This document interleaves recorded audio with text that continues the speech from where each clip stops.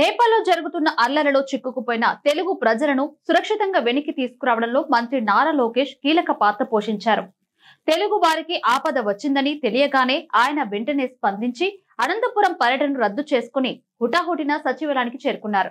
మరి సచివాలయంలోని real time governance centre war room ను కమాండ్ కంట్రోల్ రూమ్ గా మార్చి సహాయక చర్యలను వేగవంతం చేశారు. బాధితులతో మాట్లాడి వారికి ధైర్యం చెప్పారు.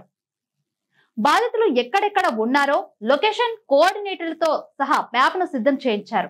అంతేకాకుండా ఢిల్లీలోని ఏపీ భవన్ లో అత్యవసర హెల్ప్ లైన్ ను ఏర్పాటు చేసి చిక్కుకుపోయిన ప్రజలకు ఆహారం, నీరు, వసతి సదుపాయాలు కల్పించేలా చేశారు. కేంద్ర ప్రభుత్వంతో సమన్వయం చేసుకుంటూ నేపాల్లోని సుమారు 215 మంది తెలుగు ప్రజలు సురక్షితంగా తిరిగి తీసుకురావడంలో మంత్రి లోకేష్ కృషి చేశారు.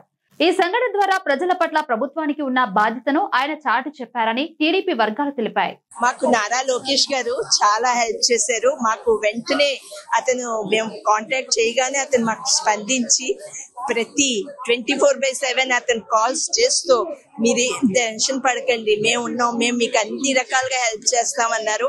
అలాగే మాకు పోఖ్రా నుంచి స్పెషల్ చార్టర్డ్ ఫ్లైట్ వేసి కాఠ్మండూ చేర్చారు.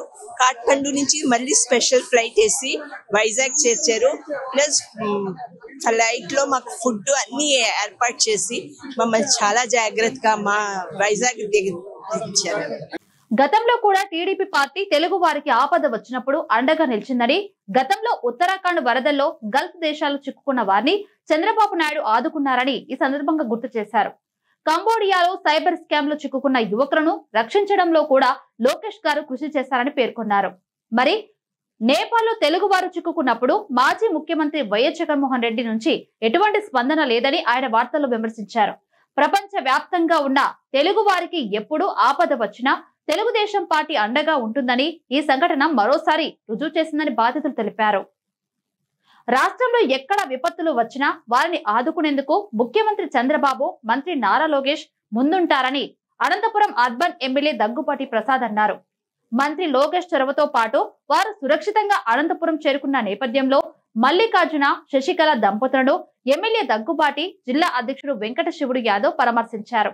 వారికి మిఠాయిలు తినిపించారు. వారు కూడా సంతోషంగా ఎమ్మెల్యేకి మిఠాయిలు తినిపించి తమ ఆనందాన్ని వ్యక్తం చేశారు. మా యువ నాయకుడు నారా లోకేష్ గారి నాయకత్వంలో ఈ నేపాల్లో ఉన్న తెలుగు వారందరినీ తీసుకొని రావడం జరిగింది. నిన్నటి రోజున కాఠ్మండు నుంచి ఒక స్పెషల్ ఫ్లైట్ వేసి దాదాపు 145 మంది తెలుగు వారిని కాఠ్మండు నుంచి విశాఖపట్నంలో దాదాపు విశాఖపట్నం పరిసర ప్రాంత వాసులు దాదాపు 104 మందిని, అలాగే మన రాయలసీమకు సంబంధించి 40 మంది తెలుగు వారిని నిన్న సాయంత్రం 6 గంటలకి మన ఆంధ్రప్రదేశ్కి తీసుకొని రావడం జరిగింది. దీనికి ప్రత్యేకంగా మా అనంతపురం అర్బన్ నగర ప్రజల తరఫున మా ముఖ్యమంత్రి నారా చంద్రబాబు నాయుడు గారికి, అలాగే మా యువ నాయకుడు గౌరవనీయులు విద్యాశాఖ మంత్రి లోకేష్ గారికి ప్రత్యేకంగా ధన్యవాదాలు తెలుపుకుంటున్నానని చెప్పేసి తెలియజేస్తున్నాను.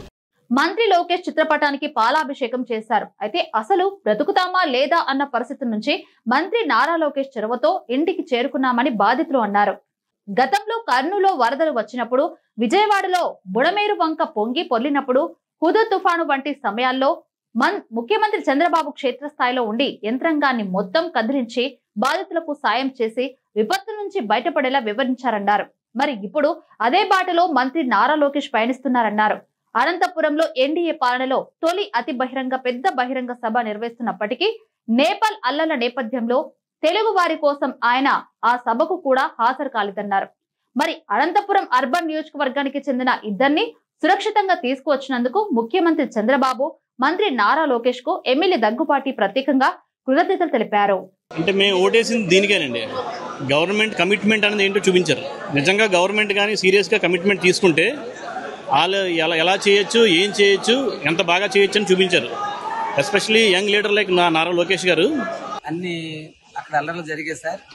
దాని నిమిత్తం మరి బయటికి రాకుండా ఒక రాజ్యంలో ఉండిపోయారు సార్. చాలా భయంకరంగా ఉంది సార్ పరిస్థితి. నిన్న లోకేష్ గారు ఫోన్ చేశాము. ఫోన్ చేసినంటే 10 గంటలకు ఫోన్ చేస్తే అంటే స్పందించారు సార్.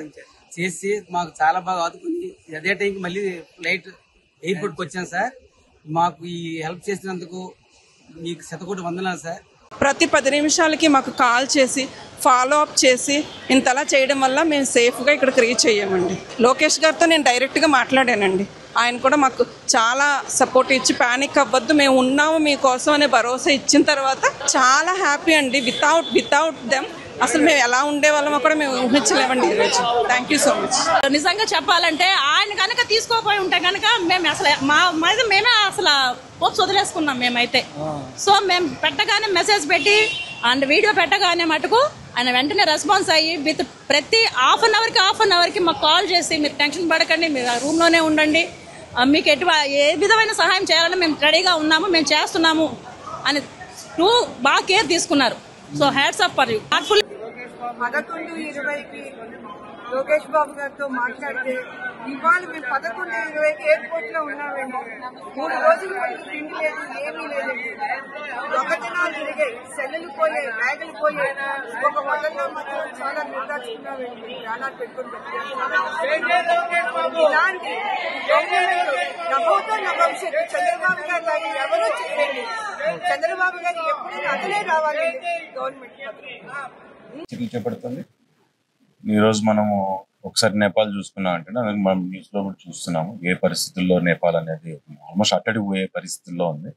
కానీ అది మెల్లగా రాంగ్ ట్రాక్ అయిపోయింది. బేసిక్గా వాళ్ళు స్టార్ట్ చేసిన పరిస్థితి వేరు, రాను వేరే ట్రాక్ అనేది తప్పుతుంది. దాంట్లో ఆ పద్ధతుల్లో చాలా మంది ప్రజలు ఇబ్బంది పడారు. ఈరోజు నిన్న మీటింగ్ కూడా పూర్తి స్థాయిలో, మొన్న జరిగిన మీటింగ్ లో కూడా దీనికన్నా అది ముఖ్యం అని చెప్పి ఈరోజు నారా లోకేష్ గారు అక్కడికి వెళ్ళడం జరిగింది, ఢిల్లీకి వెళ్ళారు. అక్కడ ఒక తెలుగు వారనే కాకుండా తెలుగుదేశం వారనే కాకోకుండా ఓవరాల్ గా ఇండియన్స్ చాలా మంది అక్కడ ఇరుక్కుపోయి ఉన్న పరిస్థితి కూడా చాలా వరకు ఉంది. సెటిల్ అయిన వాళ్ళు కానీ వాళ్ళందరూ పని నిమిత్తం వెళ్ళిన వారందరినీ కూడా వెనకలు తీసుకొచ్చే దాంట్లో లోకేష్ గారు కూడా ఒక ప్రథమ పాత్ర పోషించడము. నిన్న అందుకని మీటింగ్ అవాయిడ్ చేయడం, ఫస్ట్ అక్కడ ఇమ్మీడియట్ గా జరిగింది అనగానే ఇమ్మీడియట్ ఢిల్లీ వెళ్ళడము.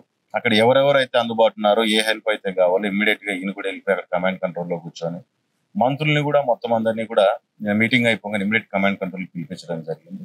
రాష్ట్రంలో ఉన్న వారందరినీ తీసుకురావాలనే దాని మీద మంత్రులు కానీ లోకేష్ గారి ఆలోచన మేరకు ఆయన డైరెక్షన్ లో ఆయన ఇక్కడ వెళ్తుంటే ఓవరాల్ గా ఇండియన్స్ అనే వాళ్ళు ఎవరైతే నేపాల్లో చిక్కుకొని ఉన్నారు, ఈ పరిస్థితులు ఇబ్బంది పడుతున్నారు, వారందరినీ వెనకలు తీసుకొచ్చే దాంట్లో పైన సెంట్రల్ గవర్నమెంట్ తో కానీ అందరితో కూడా మాట్లాడుతూ అక్కడ తన వంతు సహకారం అనేది పూర్తి స్థాయిలో తను అందిస్తూ ఈరోజు ఇన్వాల్వ్ అయిన పరిస్థితులు మనకు